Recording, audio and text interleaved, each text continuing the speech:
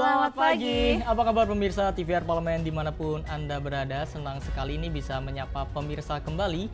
Tentunya dalam program TVR 09 bersama saya Alfat Rizky dan juga rekan saya. Dan saya Elisa Purba. Pemirsa, dalam 30 menit ke depan kami akan menyajikan kepada Anda sejumlah berita nasional. Khususnya dari sudut pandang DPR RI sebagai referensi Anda untuk memahami dinamika politik, hukum, ekonomi, sosial, dan budaya di Indonesia. Pemirsa TVR Parlemen, inilah TVR 09 selengkapnya.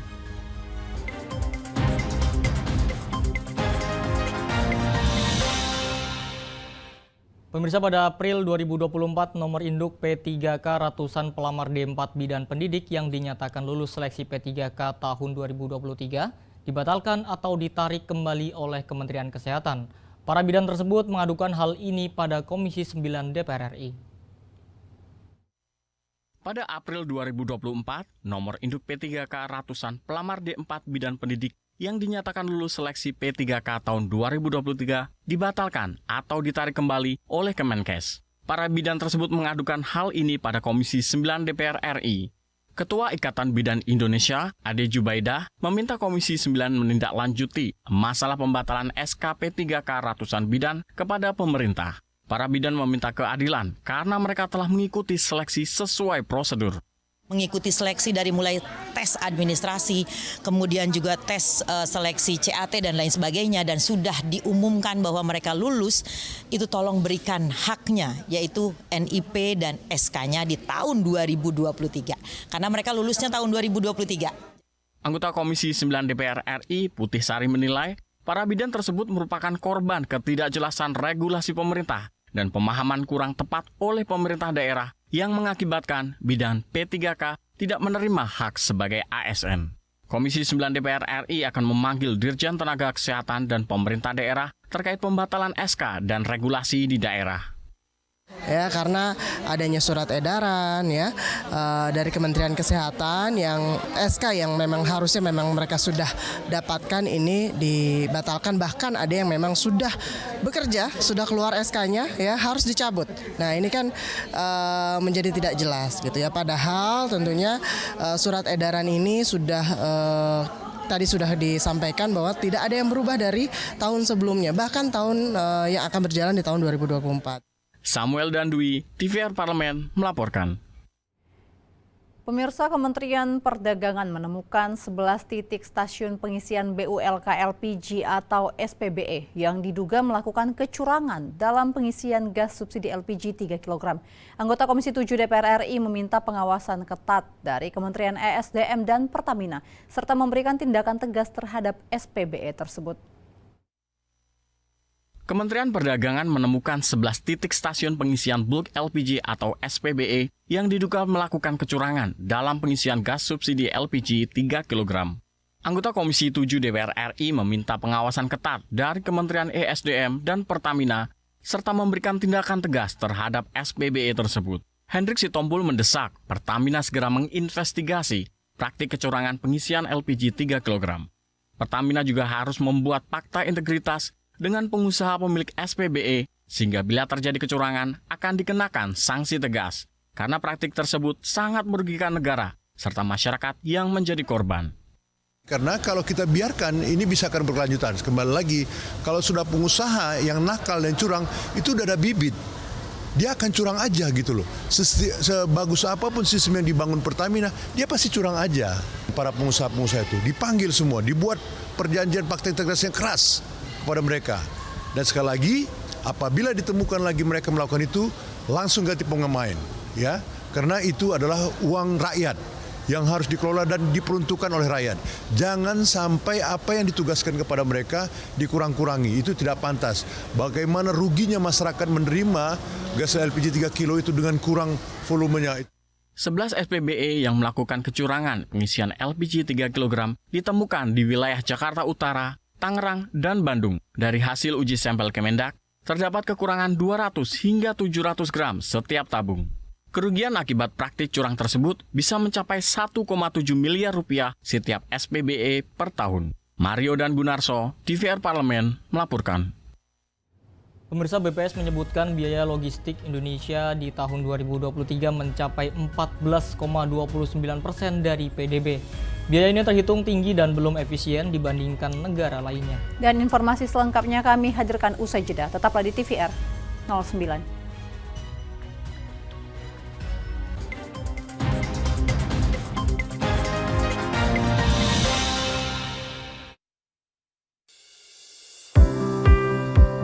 Mengenal tugas dan fungsi DPR RI. Dewan Perwakilan Rakyat atau DPR adalah lembaga negara yang mewakili aspirasi rakyat. Kehadiran DPR RI merupakan salah satu bukti bahwa Indonesia merupakan negara demokrasi. Sebagai salah satu lembaga perwakilan rakyat, apa saja tugas dan fungsi yang diemban DPR RI? Berdasarkan pasal 20A ayat 1 Undang-Undang Dasar 1945, DPR memiliki 3 fungsi, yakni fungsi legislasi, anggaran, dan pengawasan. Tugas dan wewenang DPR berbeda untuk setiap fungsinya. Yang pertama, fungsi legislasi. Menyusun program legislasi nasional atau prolegnas, menyusun dan membahas rancangan undang-undang, menerima rancangan undang-undang yang diajukan oleh DPD, membahas rancangan undang-undang yang diusulkan oleh Presiden ataupun DPD, menetapkan undang-undang bersama dengan Presiden, menyetujui atau tidak menyetujui peraturan pemerintah pengganti undang-undang yang diajukan oleh Presiden untuk ditetapkan menjadi undang-undang. Yang kedua, fungsi anggaran. Memberikan persetujuan atas rancangan undang-undang tentang APBN yang diajukan oleh Presiden. Memberikan persetujuan terhadap pemindahantanganan aset negara maupun terhadap perjanjian yang berdampak luas bagi kehidupan rakyat yang terkait dengan beban keuangan negara. Menindaklanjuti hasil pemeriksaan atas pengelolaan dan tanggung jawab keuangan negara yang disampaikan oleh BPK. Memperhatikan pertimbangan DPD atas rancangan undang-undang tentang APBN dan rancangan undang-undang terkait pajak, pendidikan, dan agama. Yang ketiga, fungsi pengawasan. Fungsi pengawasan, DPR bertugas melakukan pengawasan terhadap pelaksanaan Undang-Undang APBN dan kebijakan pemerintah, serta membahas dan menindaklanjuti hasil pengawasan yang disampaikan oleh DPD. Demikian penjelasan tentang tugas dan fungsi DPR menurut Undang-Undang. Informasi ini dipersembahkan oleh TV dan Radio Parlemen, Biro Pemberitaan Parlemen, dan Sekretariat Jenderal DPR RI.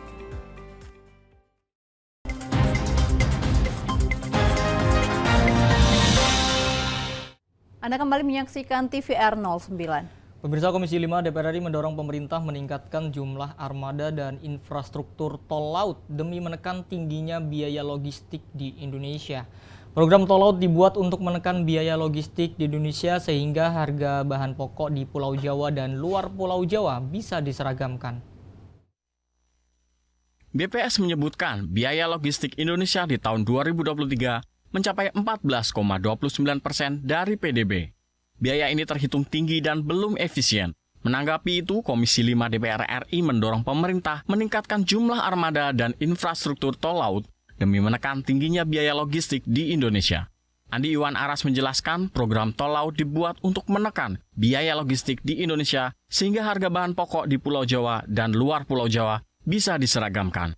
Ternyata realisasi tol laut belum maksimal karena masih terkendala kurangnya jumlah armada serta infrastruktur yang belum memadai. Selain perhatian yang lebih intens, pemerintah juga sebaiknya melibatkan pihak swasta agar realisasi tol laut lebih optimal.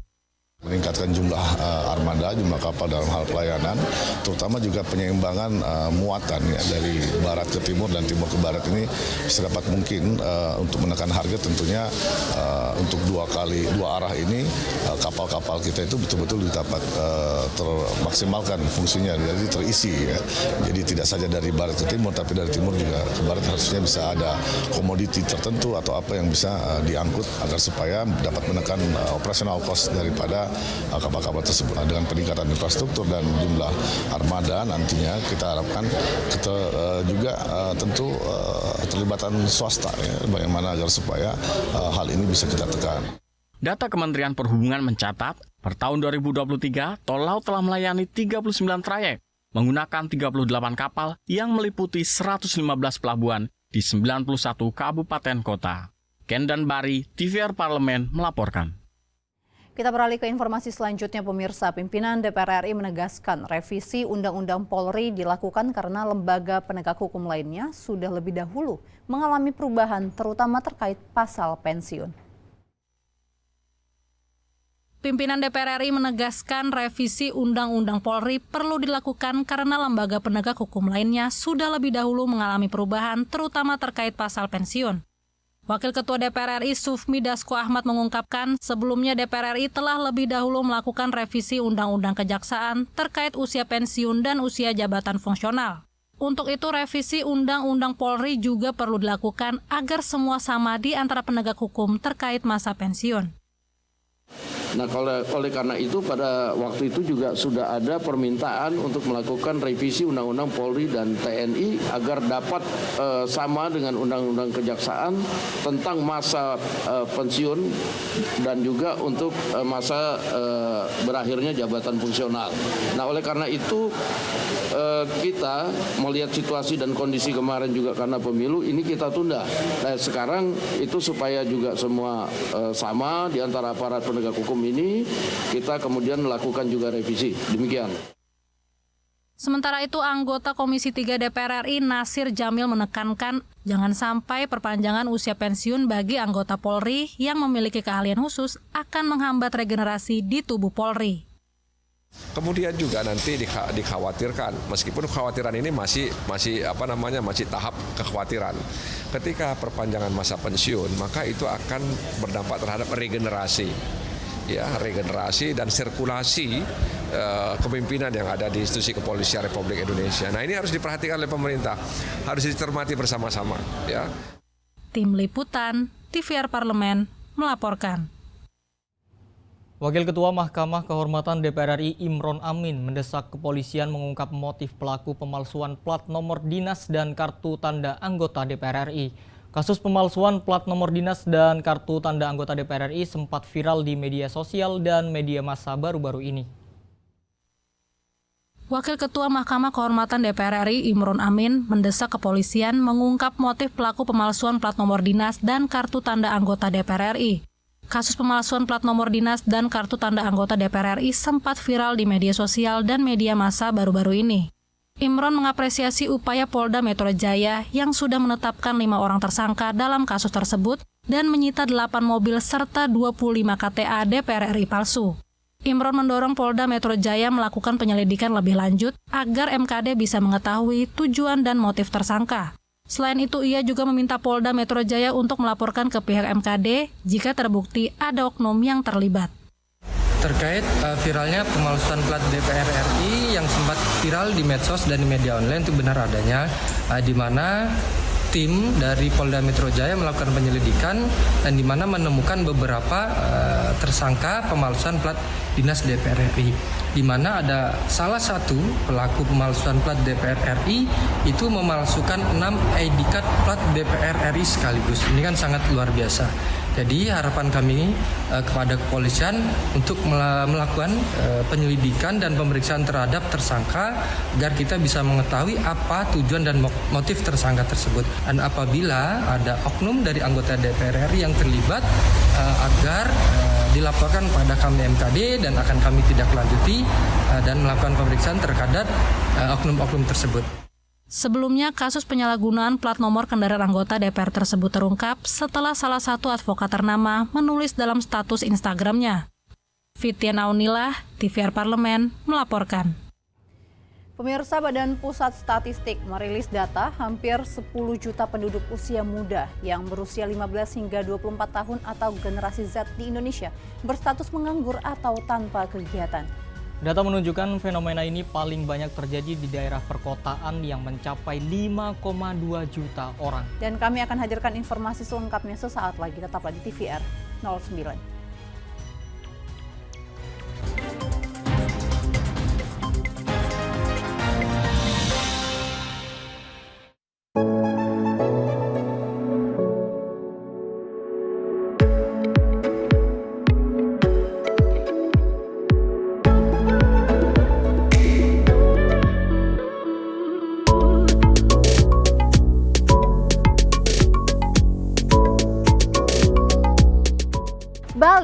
is ready to host the world's largest international water forum held in May 2024. Various preparations are being finalized to welcome participants from around the globe, ensuring a successful and impactful event.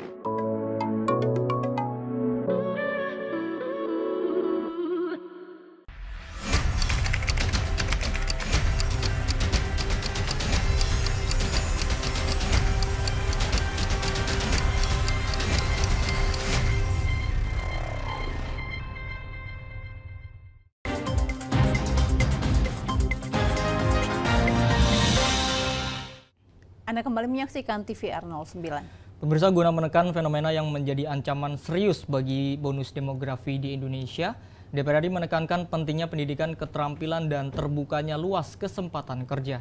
Anggota Komisi 9 DPR RI Irma Suryani menilai pendidikan vokasi sangat krusial untuk melengkapi tenaga kerja lokal dengan keterampilan yang cukup, serta mempersiapkan pekerja bersaing di pasar kerja domestik maupun internasional. Dan pemirsa, saksikan informasi mendalam yang telah disajikan oleh tim redaksi TVR Parlemen dalam segmen Lensa Parlemen berikut ini.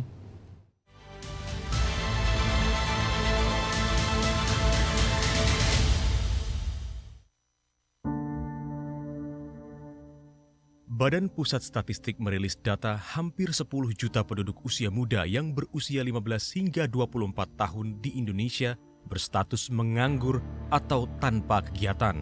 Guna menekan fenomena yang menjadi ancaman serius bagi bonus demografi Indonesia, DPR RI menekankan pentingnya pendidikan keterampilan dan terbukanya kesempatan kerja. Anggota Komisi 9 DPR RI Irma Suryani menilai pendidikan vokasi menjadi krusial untuk melengkapi tenaga kerja lokal dengan keterampilan yang cukup, serta mempersiapkan pekerja bersaing di pasar kerja domestik maupun internasional. Irma menjelaskan, pemerintah harus menyiapkan terobosan agar pasar tenaga kerja domestik kembali bergairah guna menyalurkan tenaga kerja dalam negeri di sektor formal. Gajinya rendah, karena kualitasnya rendah, maka harus ada pendidikan vokasi yang bisa membuat tenaga kerja Indonesia itu punya skill yang cukup sehingga bisa bertarung di pasar tenaga kerja domestik maupun tenaga kerja luar negeri. Pesan saya cuma satu, pendidikan vokasi dimasifkan, bukan hanya di Jakarta, di kota-kota besar, enggak, di seluruh Indonesia, karena pengangguran itu enggak cuma ada di kota besar, di desa-desa malah lebih parah, ya. Banyak jadi buruh tani, bukan petani loh, buruh tani, ya, kemudian buruh harian lepas. Nah ini kan tidak mencerminkan adanya hadirnya pemerintah di seluruh lapisan masyarakat di Indonesia. Ini benar-benar harus diwaspadai oleh Menteri Tenaga Kerja. Kalau tidak, maka pengangguran di Indonesia akan meledak. Dan kalau meledak, menurut saya demonstrasi akan terus-menerus dilakukan oleh seluruh masyarakat di seluruh Indonesia. Dan ini tentu akan merusak kestabilan, keamanan dalam negeri. Irma menekankan peningkatan anggaran bagi pengembangan pendidikan vokasi menjadi pekerjaan rumah utama pemerintah di akhir periode ini, agar persoalan tenaga kerja ke depan tidak semakin rumit. Redaksi TVR Parlemen melaporkan.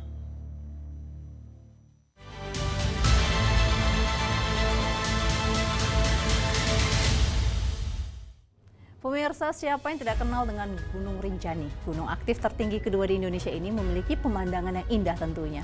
Namun tidak hanya itu, Gunung Rinjani ini memiliki medan yang curam dan menantang yang tentunya membuat gunung ini menjadi favorit bagi para pendaki. Lalu bagaimana rasanya mendaki gunung ini? Jangan kemana-mana, tetap di TVR 09.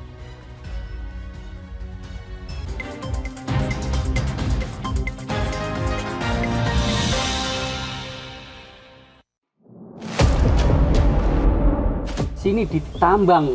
Konflik yang terjadi. Sini tidak mengizinkan. Masalah yang tersisihkan menjadi kesenjangan sosial. Ya namanya rakyat kecil gak bisa apa-apa, mau komplain juga gak didengar. Sebab apa? Itu menyangkut isi perut kami semua. Bagaimana memutus keterbatasan untuk didengar? Jadi kalau misalnya masyarakat sudah merasa tidak lagi ada yang memperjuangkan aspirasinya, maka masyarakat memang sangat berhak untuk meminta dewan yang mewakili mereka di parlemen. Kami menyusuri batas-batas peristiwa, mengurai berbagai polemik yang terjadi, meluruhkan suara-suara marginal, menjadi nyata dalam setiap aspirasi, melaksanakan tugasnya sebagai wakil rakyat. Saksikan Aksi Dewan setiap hari Senin dan Rabu pukul 10.30 waktu Indonesia Barat, hanya di TVR Parlemen.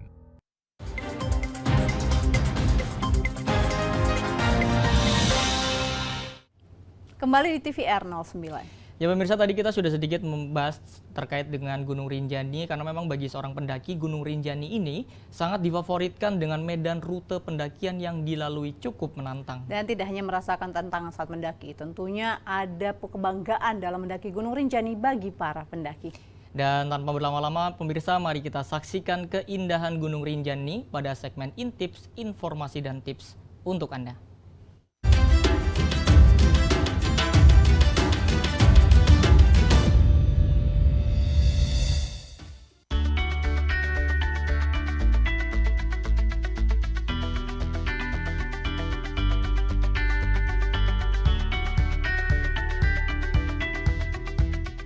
Halo pemirsa TVR Parlemen. Kali ini pemirsa TVR Parlemen kita ajak berjalan-jalan yang agak berat nih. Yuk sama-sama kita ikuti pendakian ke gunung paling indah di Indonesia, Gunung Rinjani.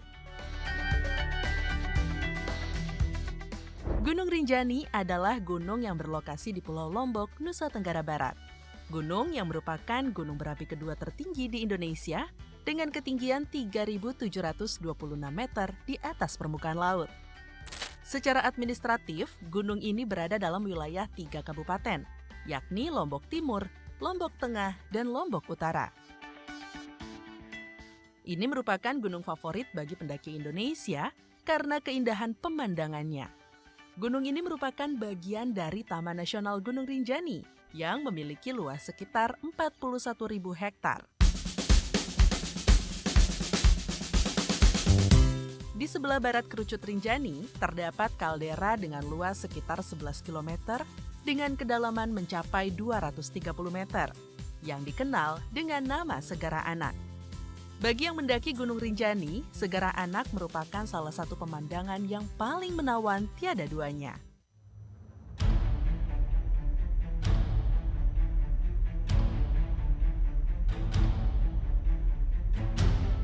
Kegiatan mendaki ke puncak Gunung Rinjani merupakan salah satu objek wisata yang menjadi andalan di kawasan Taman Nasional Gunung Rinjani. Gunung Rinjani dikenal sebagai gunung berapi yang masih aktif nomor 2 tertinggi di Indonesia. Puncak Gunung Rinjani merupakan tujuan sebagian besar para petualang dan pecinta alam yang mengunjungi kawasan ini. Karena apabila telah berhasil mencapai puncak, itu merupakan suatu kebanggaan tersendiri. Summit Attack atau perjalanan ke puncak biasa dilakukan pada pukul 3 dini hari untuk mencari momen matahari terbit. Perjalanan menuju puncak tergolong berat karena melalui bibir kawah yang curam. Medan pasir, batu, tanah membuat banyak pendaki hampir menyerah jika tidak disiapkan dengan matang. Namun, begitu tiba di puncak, kebanggaan akan terasa. Karena berhasil melalui medan yang berat dengan panorama perjalanan yang sangat memikat.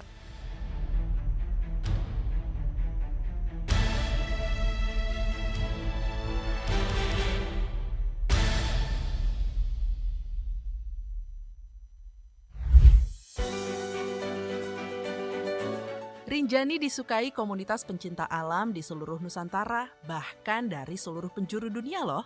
Pemirsa bisa memilih rute sembalun yang agak panjang namun lebih panas karena melalui padang savana yang terik. Makanya di Rinjani, krim penahan panas matahari sangat dibutuhkan. Jadi bagaimana nih pemirsa TVR Parlemen?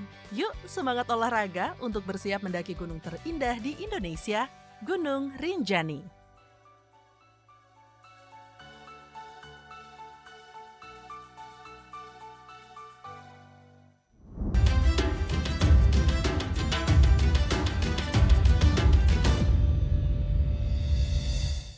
Dan pemirsa, di penghujung acara kami informasikan kepada Anda sejumlah agenda DPR RI pada hari ini Senin 3 Juni 2024. Pada pukul 11 waktu Indonesia Barat, ada Komisi 11 DPR RI mengadakan fit and proper test Deputi Gubernur Senior Bank Indonesia yang dilanjutkan dengan pengambilan keputusan. Lalu pada pukul 13 waktu Indonesia Barat, ada Komisi 3 DPR RI mengadakan rapat kerja dengan Menkumham dan Menpora guna membahas permohonan pertimbangan kewarganegaraan atas nama saudara Kelvin Ronald Verdonk dan Jens Raven.